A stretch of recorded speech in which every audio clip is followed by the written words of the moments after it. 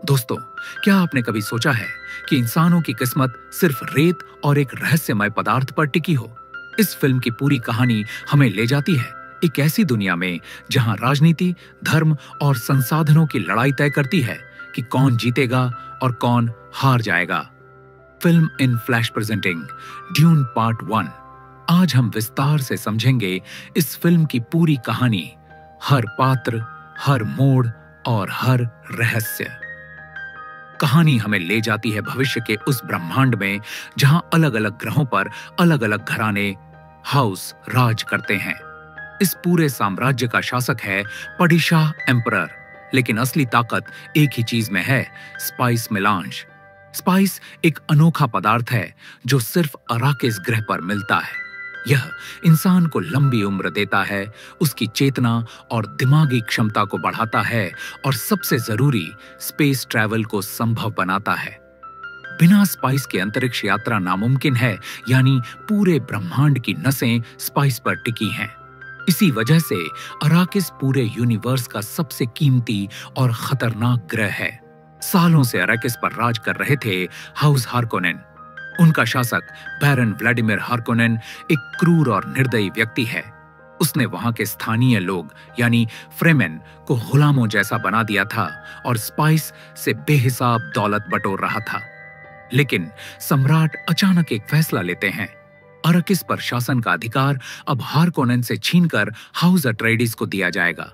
ऊपर से यह सम्राट का न्याय संगत फैसला लगता है, लेकिन अंदर ही अंदर यह एक बड़ा षड्यंत्र है।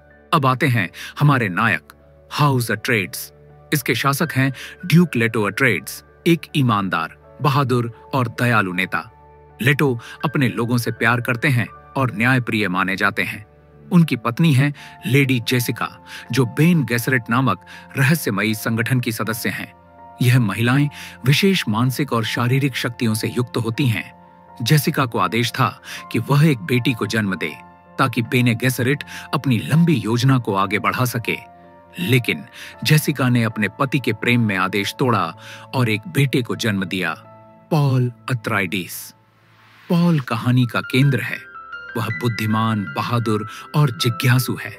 जेसिका ने उसे बेने गेसरेट की कला भी सिखाई है, खासकर उनकी सबसे खतरनाक शक्ति वॉइस, जिससे इंसान को आदेश देकर नियंत्रित किया जा सकता है।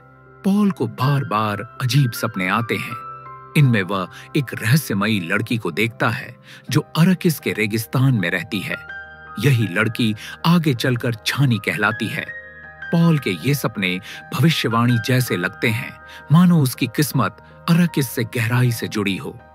पॉल की विशेष क्षमताओं को परखने के लिए रेवरेंड मदर गायस हेलेन मोहियाम उसे एक खतरनाक टेस्ट देती हैं, गोम जवाब।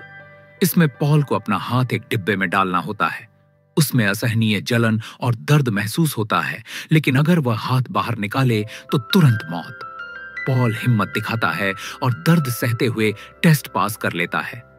रेवरेंड मदर समझ जाती है कि यह लड़का शायद वही है जिसकी भविष्यवाणी बेने गेसरेट वर्षों से करती आई है, क्विसात्स हादराक, यानी वह महान व्यक्ति जो समय और किस्मत को पार कर सकता है। हाउस अट्रेइडिस अपने जहाजों के साथ अराकिस पहुंचता है। वहां उनका सामना कई चुनौतियों से होना था। अराकिस एक बंजर रेगिस्तान है जहां दिन में झुलसा देने वाली गर्मी और रात में जमा देने वाली ठंड होती है।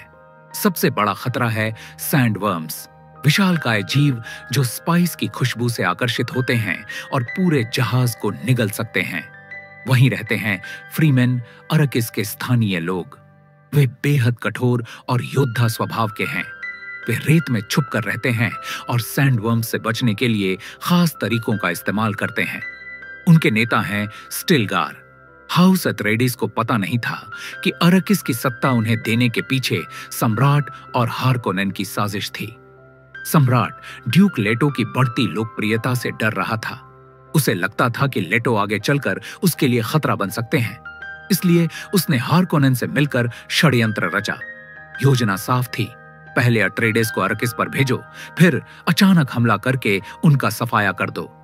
ड्यूक लेटो के पास वफादार साथी भी थे, डंकन इडाहो, एक निडर योद्धा और पॉल का अच्छा मित्र, गर्नी हैलेक, एक अनुभवी सैनिक, और थूफिर हवाट, अट्रेडीज का मास्टर रणनीतिकार। सबको शक था कि इस मिशन में खतरा छुपा है, लेकिन लेटो ने हिम्मत से काम लिया।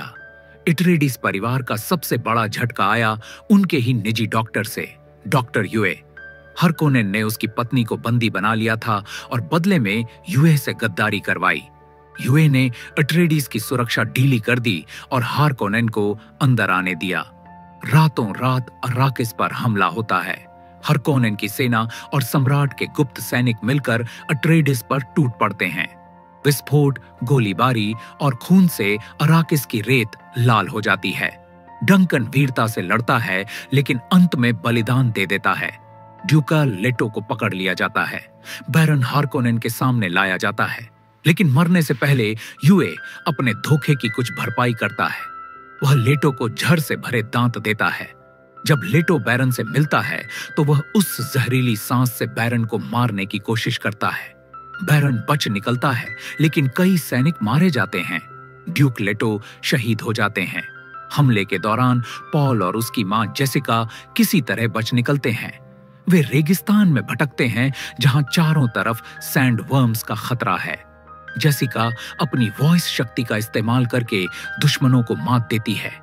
पॉल बार बार भविष्यवाणी वाले सपने देखता है, जिनमें छानी और फ्रीमैन उसके साथ हैं। धीरे धीरे उसे एहसास होता है कि उसकी किस्मत इसी रेगिस्तान से जुड़ी है। रेगिस्तान में भागते हुए पॉल और जेसिका का सामना होता है एक विशाल सैंडवर्म से। उसका आकार इतना बड़ा है कि पूरा टीला निगल सकता है। उसकी गूंजती आवाज और रेत का कंपन देखकर दोनों की जान सूख जाती है। यह दृश्य हमें दिखाता है कि अराकिस की रेत सिर्फ स्पाइस की खान नहीं, बल्कि खौफ का घर भी है। इसी दौरान पॉल और जेसिका को फ्रीमैन पकड़ लेते हैं। पहले वे दोनों को खतरा मानते हैं, लेकिन जेसिका अपनी शक्ति से उन्हें मात देती है। उनके नेता स्टिलगर फैसला लेते हैं कि ये दोनों उनके काम आ सकते हैं। पॉल की मुलाकात होती है चानी से, वही लड़की जो उसके सपनों में आती थी। चानी उसे कहती है, यह तो बस शुरुआत है। पॉल अब समझ जाता है कि उसकी असली यात्रा शुरू हो चुकी है। वह सिर्फ ड्यूक का बेटा नहीं, बल्कि वह इंसान है जिसकी भविष्यवाणी सदियों से की जा रही थी। अब फ्रीमैन मानने लगते हैं कि पॉल ही उनका उद्धार करता है, वह जिसे वे अपने भविष्य का नेता मानते हैं। पॉल खुद भी समझ जाता है कि उसका भाग्य अब अराकिस और स्पाइस से जुड़ा हुआ है। यह सिर्फ शुरुआत है। फिल्म के अंत में पॉल और चानी रेगिस्तान की ओर बढ़ते हैं। पॉल कहता है, यह तो बस शुरुआत है, और यहीं खत्म होती है ड्यून पार्ट 1। तो दोस्तों, यह थी ड्यून पार्ट 1 की पूरी कहानी, राजनीति, विश्वासघात और नियति की। अगर आपको यह वीडियो पसंद आया तो फिल्म इन फ्लैश चैनल को सब्सक्राइब कीजिए। वीडियो को लाइक और शेयर करना मत भूलिए। मैं मिलूंगा आपसे अगली फिल्म की कहानी के साथ। तब तक के लिए धन्यवाद।